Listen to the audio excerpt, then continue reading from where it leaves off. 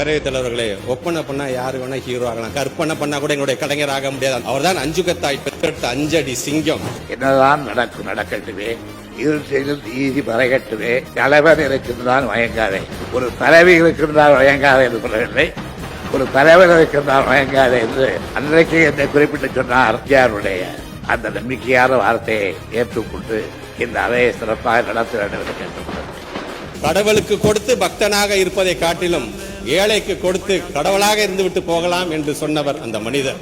தமிழ்நாட்டில் வலிமை குறைந்தவர்கள்லாம் ஆட்சி செய்த பொழுது ஆதிக்க சக்தியும் அதிகாரமும் நம்முடைய மாநிலத்தின் மீது பாய்ந்து நம்முடைய உரிமைகள்லாம் பறிக்கின்ற அந்த செயலை நாம் பார்த்திருக்கின்றோம். ஆனால் இன்றைக்கு இந்த தமிழ்நாட்டை ஒரு அரசன் ஆளவில்லை, ஒரு வீரன் ஆளுகிறார்.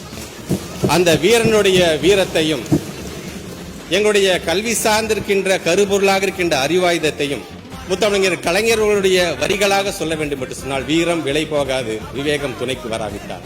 ஈட்டிய வாடும் திணைவெடுத்த தோள்களிலே தூக்கிய ஈட்டிய மாத்திரம் போதாது, தீரர்களே நான் தருகின்ற ஆயுதத்தை எடுத்துக் கொள்ளுங்கள்.